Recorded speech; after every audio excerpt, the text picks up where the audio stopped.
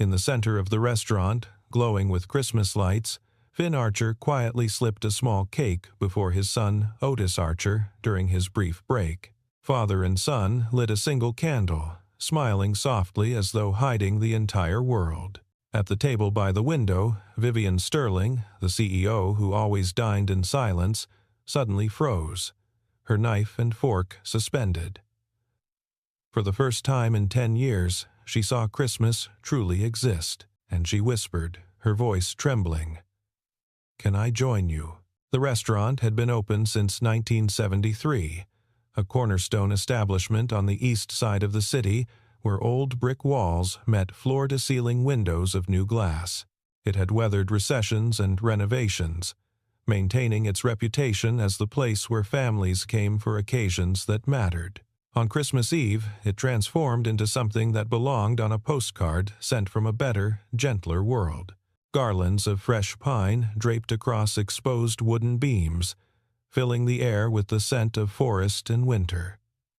Red candles flickered on every table, their flames reflected in polished silverware and crystal glasses. The pianist in the corner, an elderly man who had played here for 23 years, moved through Silent Night with the kind of reverence that made even the busiest servers pause for half a measure, their trays balanced, their rushing stilled by muscle memory of beauty.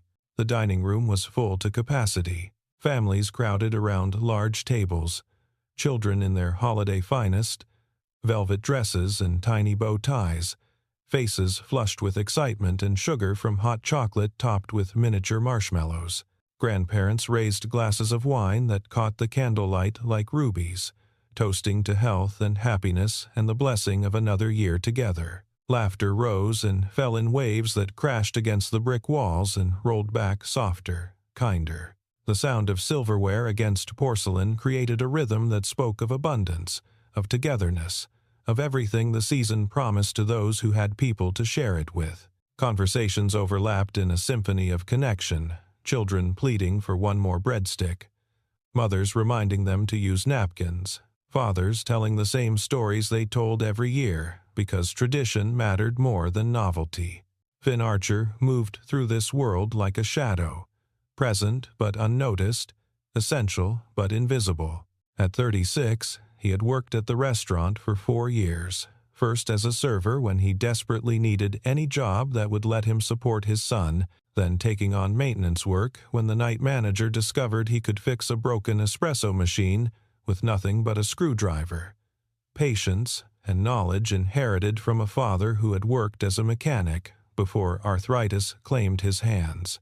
Finn wore the standard uniform black slacks purchased from a discount store where he checked the clearance rack every 2 weeks, and a white shirt that he pressed himself every Sunday evening using the iron that had belonged to his late wife, moving the metal across fabric in the same careful pattern she had taught him during their first month of marriage. His hands were clean but rough, calloused across the palms, with small scars from 100 minor repairs, the kind of hands that knew work intimately and had made peace with it. Tonight, like every Christmas Eve for the past 3 years, he had asked the manager for permission to let Otis sit in the small alcove near the kitchen, that forgotten space between the bright dining room and the fluorescent chaos of the dish pit, the place where servers took their breaks and ate hurried meals standing up. The manager, Helen, a tired woman of 52 with 3 teenagers of her own and eyes that had seen too many single parents struggle, had looked at Finn's face, the hope mixed with resignation, the expectation of rejection softened by gratitude for whatever kindness might come, and simply nodded. She understood. Some things mattered more than policy. Otis sat on a folding chair, his feet dangling 6 inches from the floor, shoes that were slightly too big because Finn had bought them a size up so they would last through spring. He wore a paper Santa hat he had made himself at school during the last week before winter break. The construction paper carefully folded and stapled, the cotton ball at the tip slightly lopsided but attached with enough glue to survive the walk from school to the restaurant in his backpack. In his lap, he held a small notebook with a blue cover. pages filled with drawings of snowmen and stars and houses with smoke curling from chimneys, the kind of houses he saw on television but had never lived in. He was the kind of child who understood things without being told, who had learned before kindergarten that Christmas at the restaurant meant his father could keep his job, that the small cake was enough, that love sometimes wore the uniform of sacrifice and late-night shifts and presents that came wrapped in newspaper because wrapping paper cost $3 a roll. Vivian Sterling occupied table 17, the corner spot by the floor-to-ceiling window that overlooked the street where taxis and cars passed in streams of red and white light. She was 34 years old and had built an empire in commercial real estate, the kind of woman whose name appeared in the business section of newspapers above words like visionary and ruthless and unstoppable. At 28, she had purchased her first building with a loan that would have crushed most people. At 30, she had turned that building into 5.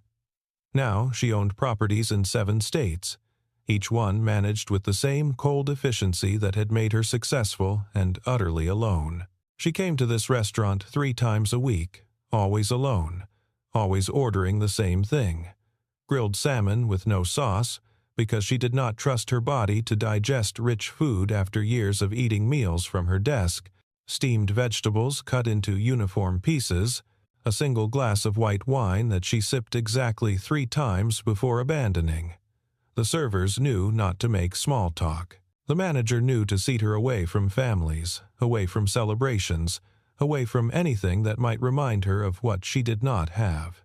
Tonight, she wore a charcoal cashmere sweater that had cost $800, but felt like any other sweater, and pearl earrings that had belonged to her grandmother, one of the few people who had loved her without conditions, who had died when Vivian was 14 and left behind a silence that still echoed. Her table was set for 1. It was always set for 1, with a single napkin folded into the shape of a swan, a single water glass perspiring gently in the warm room, a single menu that she never opened because she always ordered the same thing, as if variety might introduce chaos into a life built on control and predictability. The restaurant breathed with warmth and noise and the complicated beauty of human connection. At table 4, a family of 8 sang Happy Birthday to a little girl who stood on her chair to blow out 5 pink candles on a chocolate cake. Her face scrunched in concentration, her wish whispered so quietly only she would ever know what she had asked for. At table 9, a couple in their 70s held hands across the tablecloth embroidered with holly leaves, their fingers intertwined like roots grown together over decades, the wedding rings worn smooth by time and devotion. At table 12, 3 generations shared stories that made them lean in close, conspirators in their own joy, grandchildren hearing for the 100th time about the blizzard of 1988, or the Thanksgiving turkey that caught fire, or the uncle who showed up to his own wedding in fishing waders because he had lost track of time at the lake. The contrast was stark enough to hurt. 1 room, 2 worlds existing in parallel dimensions that never touched.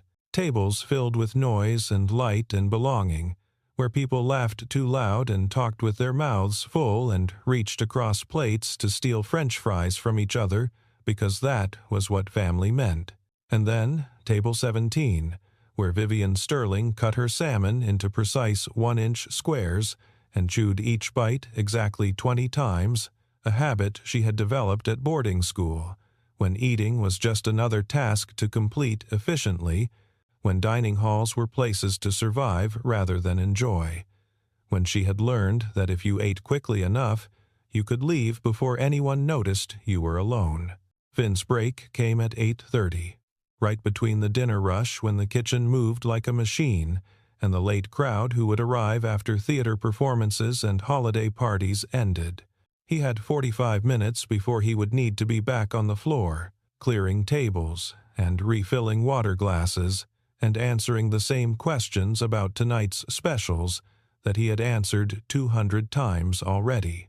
He walked to the alcove where Otis waited, carrying the small white bakery box he had picked up on the way to work, stopping at the discount store on Lexington, where they marked down day-old items at 5 in the evening.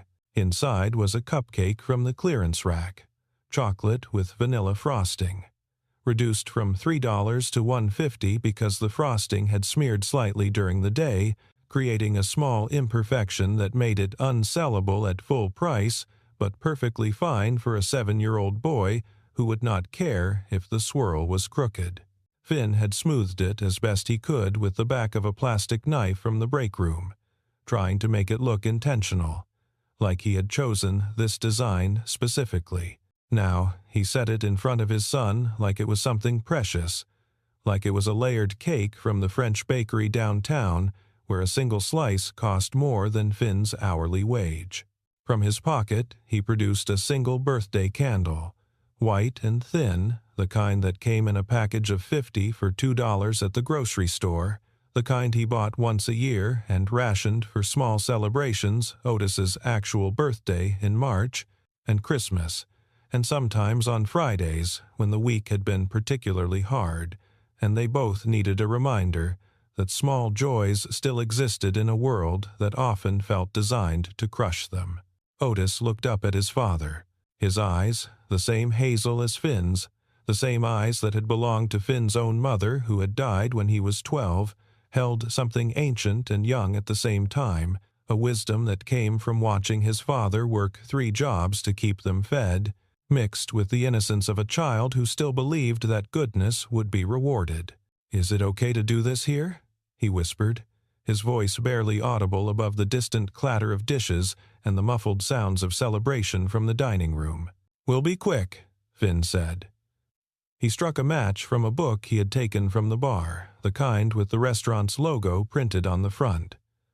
The match hissed to life, sulfur sharp in his nostrils.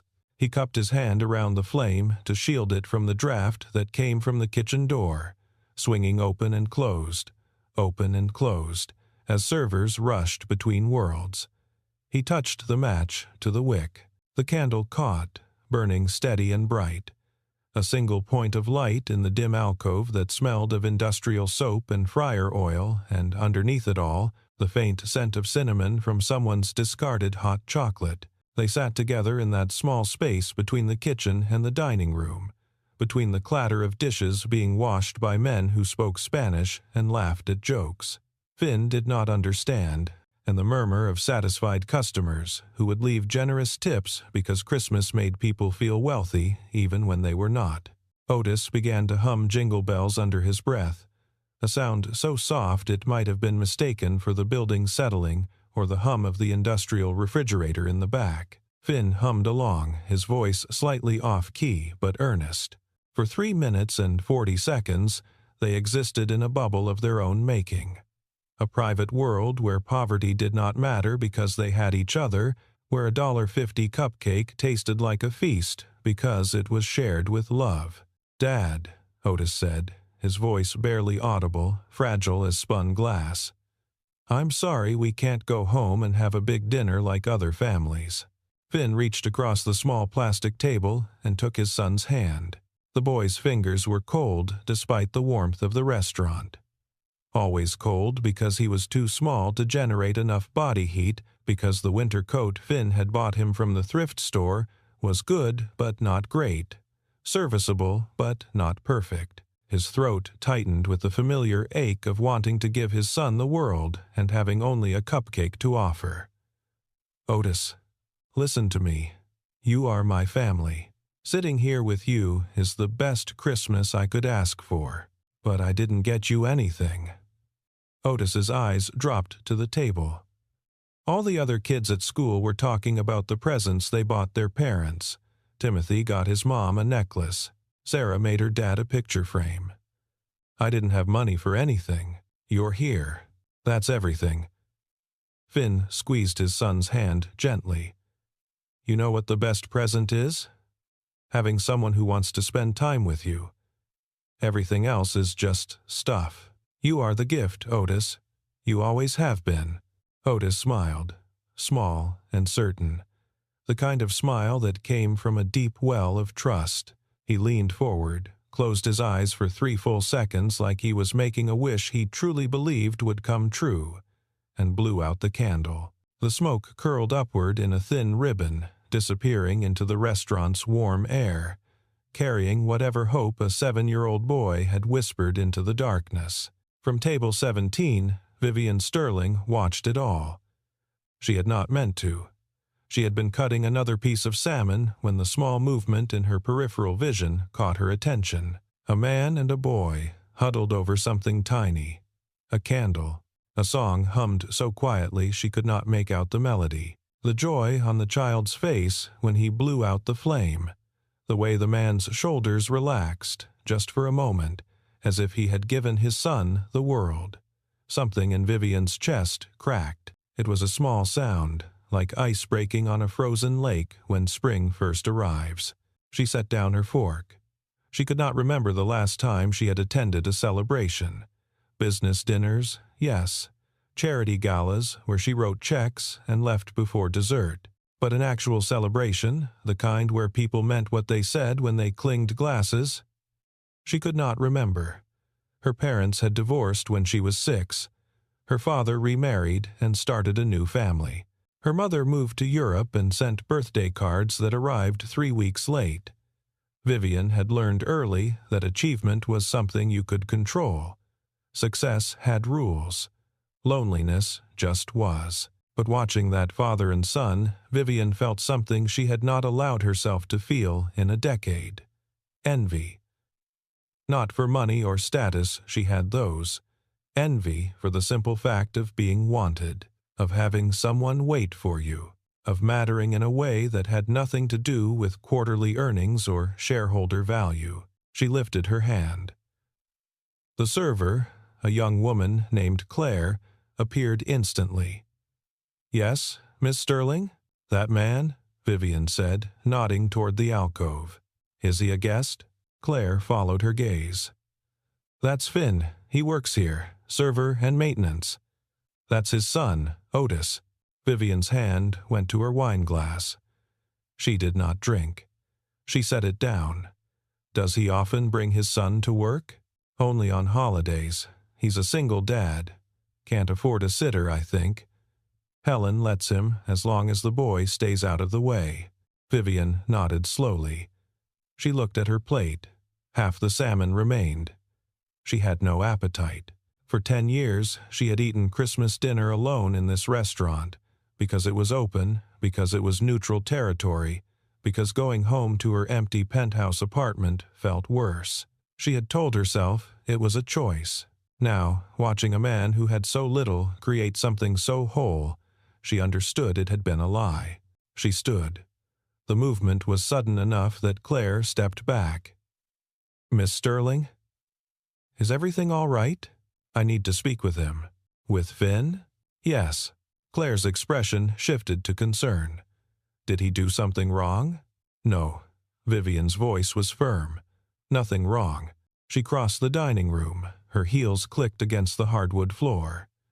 Conversations did not pause. She was not famous in the way actors or athletes were famous, but a few heads turned. She was aware of her own strangeness. A woman in expensive cashmere walking toward the service alcove like she had business there. Finn looked up. He was in the process of putting the candle back in his pocket. Otis held the cupcake in both hands, careful not to smudge the frosting. For a moment, Finn's face showed confusion, then worry. In his experience, when someone from the dining room approached him, it meant a complaint. He stood quickly. "Can I help you with something, ma'am?" Vivian stopped 3 feet away. Up close, she could see the wear in his shirt collar, the careful way it had been mended. She could see the tiredness around his eyes, the kind that came from working double shifts and still coming up short. She opened her mouth to speak and found that the words she had prepared something polite and distant would not come. Instead, she said, "Are you celebrating Christmas?" Otis looked at his father, then at the woman. He nodded. Something in the child's formality, the way he called her ma'am like he had been taught to respect adults, undid Vivian completely. She felt her eyes sting. She blinked rapidly. "It looks lovely." Finn's posture relaxed slightly. "Thank you. We were just finishing up." "I don't mean to intrude," Vivian said. The words came out halting, unpracticed. "But I was wondering." She stopped. This was absurd. She was a woman who negotiated billion-dollar deals without flinching. She could not ask a simple question. "Would it be all right if I joined you?" Finn stared at her. Otis tilted his head, his paper Santa hat shifting to one side. "Join us?" Finn repeated. "For Christmas," Vivian clarified. Her voice was barely above a whisper now. "I don't have anyone to celebrate with. And you both look so happy." "I just thought—" She stopped again. "I'm sorry. This is inappropriate." "Forget," I asked. She turned to leave. But Otis spoke up, his voice clear and certain. "You can sit with us. We have an extra chair." Vivian looked at the boy. He was pointing to a third folding chair leaning against the wall. His expression was open, guileless. He smiled at her the way children smile before the world teaches them to be suspicious. Finn glanced at his son, then at Vivian. He saw something in her face that he recognized. It was the same thing he saw in his own mirror on the mornings when Otis was still asleep and the apartment was too quiet. Loneliness, the kind that no amount of money or success could fill. "It's not much," Finn said slowly. "But you're welcome to join us." Vivian's breath caught. Finn unfolded the third chair. Vivian sat down. The alcove was small, meant for one person on break, maybe two if they were friendly. With 3 people, their knees nearly touched. The plastic table between them could barely hold the cupcake and Otis's notebook. But Vivian sat as if it were the finest seat she had ever occupied. Otis, ever the host, pushed the cupcake toward her. "Would you like some?" "I couldn't," Vivian said. "That's yours. Dad says sharing makes things better." Vivian looked at Finn. He shrugged, a small movement that said he had taught his son this because it was true. She carefully broke off a small piece of the cupcake. The frosting was sweet, the kind of sweet that came from a discount bakery. But it tasted like something more. She ate it slowly. Otis began to talk. He told her about his school, about the snowflake craft he made in art class, about his teacher, Mrs. Patterson, who let him read chapter books during quiet time. Finn sat quietly, watching his son with the kind of attention that made it clear this child was the center of his universe. Vivian listened. She asked questions. She laughed when Otis described the classroom hamster who escaped and was found sleeping in the principal's inbox. For 20 minutes, Vivian Sterling forgot that she was a CEO, forgot that she owned buildings in 7 states, forgot that her calendar was booked 3 months in advance. She was just a woman sitting at a folding table with a father and son, eating a shared cupcake, listening to a 7-year-old boy talk about his life. Then someone recognized her. It happened quickly. A man at table 8 stood to use the restroom. He walked past the alcove and did a double take. "Miss Sterling?" he said, his voice loud enough to carry. Vivian looked up. She recognized him vaguely, an investor she had met at a conference. His name escaped her. "I thought that was you," he beamed. "Having dinner with the staff? That's very generous of you." The word generous hung in the air like an accusation. Vivian's face went pale. Around them, other diners began to turn. Whispers started. A few people pulled out their phones, not to take pictures, but to search her name, to confirm. The manager, Helen, appeared from the kitchen, her expression tight with concern. Finn understood immediately what was happening. This was not just a lonely woman joining a Christmas celebration. This was Vivian Sterling. The Vivian Sterling, the woman whose face appeared on the covers of business magazines. The woman who had just acquired the building that housed this very restaurant. And she was sitting in a service alcove with one of her employees, eating a discount cupcake like it was normal. Finn stood abruptly. His chair scraped against the floor. Vivian stood as well. "Finn, please, did you think this was amusing?" His words came out harder than he intended. Slumming it with the working class on Christmas Eve? Otis looked between them, confused and frightened by the sudden change in his father's tone. "No," Vivian said quickly. "That's not what this was." "Then what was it?" Finn's hands clenched at his sides. "A photo opportunity? A story you'll tell at your next board meeting?" Vivian's face crumpled. She reached for her purse, a practiced motion, the instinct to smooth things over with money. But Finn's expression stopped her. "I don't want your charity," he said quietly. "I wasn't offering charity. I was asking for company. It's the same thing when you're you and I'm me." Vivian looked at him, then at Otis, who had shrunk back in his chair. His paper Santa hat now crumpled in his small fists. She felt the entire restaurant watching. She felt the weight of her own name, her own success, crushing the one genuine moment she had experienced in years. "I'm sorry," she whispered. Then she turned and walked away. She did not return to table 17. She collected her coat from the hostess stand and left through the front door. The cold December air hit her face like a slap. She stood on the sidewalk, her breath misting in the streetlights, and realized she was crying. Inside, Finn sat back down. He put his head in his hands. Helen approached cautiously. "You okay?" "I'm fine. You want to take the rest of the night off?" "I need the hours." Helen nodded and walked away. Otis tugged on his father's sleeve. "Dad, why did you yell at her?" "I didn't yell. You were mad." Finn looked at his son. "I was.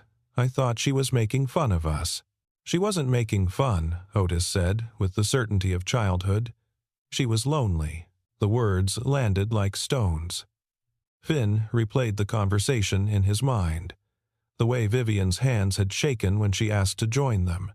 The way she had listened to Otis like every word mattered. The way she had broken off the smallest piece of cupcake like she was afraid of taking too much. He had seen judgment where there had been only loneliness.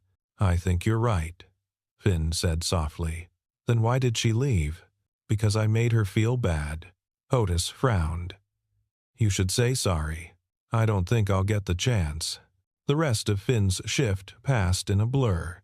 He cleared tables, refilled water glasses, helped the dishwasher fix a clogged drain. Otis fell asleep in the alcove, his head pillowed on his arms. At 11:45, Helen told Finn he could go. The restaurant would close at midnight. Finn carried Otis to the employee area to get their coats. When he returned to the dining room, he stopped. Vivian Sterling was standing near table 17. She was not sitting. She was just standing there, her coat buttoned, her purse clutched in both hands, like she had been waiting. Finn approached slowly. "Miss Sterling?" She turned. Her eyes were red.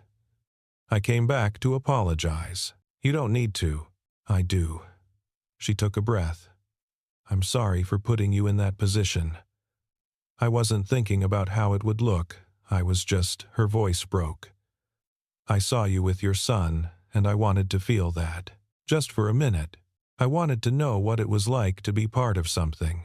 Finn set Otis down gently in a nearby chair. The boy stirred, but did not wake. "I'm the one who should apologize. I accused you of things that weren't true. You were protecting your son. That's not something to apologize for." They stood in silence. The restaurant was nearly empty now. The pianist had left.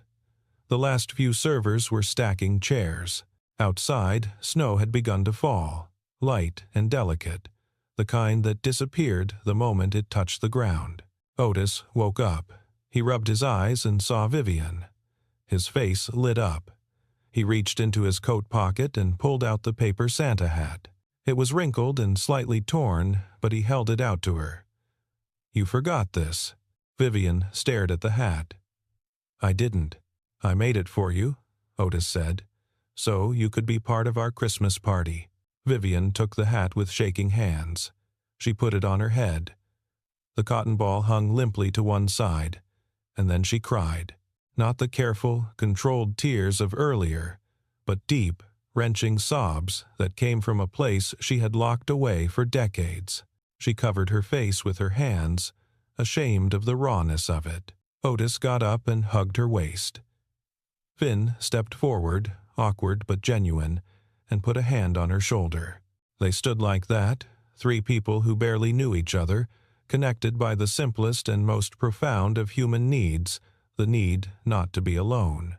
When Vivian's crying subsided, she wiped her eyes with the back of her hand.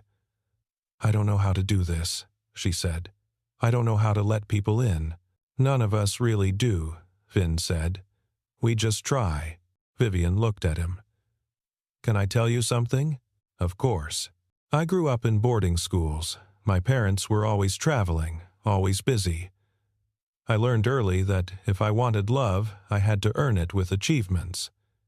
Straight A's, awards, success. I've been chasing that my whole life. But tonight, sitting with you both, I realized something." She paused. "You can't earn belonging. It's just given, or it's not." Finn thought about his own life. His wife had left when Otis was 2, unable to handle the stress of a special needs child. Otis had asthma that sometimes required hospital stays. Finn had chosen his son over everything else. He had given up a better-paying job that required travel. He had learned to budget in ways that would have seemed impossible before, but he had never once regretted it, because Otis looked at him like he had hung the moon. "You're right," Finn said. "It's not earned. It's just there, if you're lucky enough to find it." Vivian straightened. She was still wearing the paper Santa hat. "I want to do something for you both." "Not charity," she added quickly when Finn opened his mouth. "Something that matters." Over the next few weeks, Vivian kept her word. She did not write Finn a check. She did not offer him a job he had not earned. Instead, she used her position as the building's owner to require the restaurant to improve its employee conditions. Paid sick leave, health insurance, a living wage. Helen, the manager, was promoted to general manager with a salary that let her worry less about her own children. The changes affected everyone, not just Finn. Finn saw Vivian 3 more times over the winter. Once, she came to the restaurant for dinner and sat at table 17, but this time she invited Finn and Otis to join her on his break. They talked about ordinary things, the weather, a movie Otis wanted to see, a recipe Vivian had tried and failed to cook. Another time, she attended one of Otis's school concerts, sitting in the back row, clapping loudly when he sang his solo. The third time, she helped Finn fix the heat in his apartment building by calling the landlord herself and threatening a lawsuit. She did not tell Finn about the call. He only found out when his landlord mentioned it bitterly. Vivian learned, slowly, how to be present. How to call Finn just to ask how his day went. How to remember Otis's favorite color and bring him a blue baseball cap without making it a production. How to sit in comfortable silence without filling every moment with productivity. A year later, on Christmas Eve, the 3 of them sat at table 17. It was no longer set for 1. The restaurant had a new policy. Employees and their families were welcome to dine there on holidays at a significant discount. Finn had used the policy to reserve the table weeks in advance. Otis, now 8, wore the same paper Santa hat, carefully preserved and reinforced with tape. Vivian wore a red sweater instead of her usual charcoal. Finn had bought a new shirt for the occasion, though he still pressed it himself. They ordered too much food and shared everything. They laughed when Otis knocked over his water glass and Finn caught it mid-fall. They sang Happy Birthday when the servers brought out a cake for a little girl at table 4, joining in like they were part of her family too. Near the end of the meal, Vivian set down her fork and looked at Finn and Otis. "Thank you," she said quietly. "For what?" Finn asked. "For giving me a place at the table." Otis grinned. "You're always welcome here." Vivian smiled. It was a real smile, the kind that reached her eyes and changed her entire face. She looked younger, lighter, like she had set down a burden she had been carrying for 30 years. "And that's the greatest gift I've ever received." Outside, snow fell in earnest, blanketing the city in white. Inside, the restaurant glowed with warmth and light and the sound of people who had chosen each other, not because of money or status or obligation, but because loneliness recognized loneliness and decided, against all odds, to try something different. Christmas, Vivian had learned, was not found at the VIP table. It was found wherever someone waited for you, wherever someone saved you a chair, wherever someone said, without hesitation and without conditions, "You can sit with us." And for the first time in her life, she had.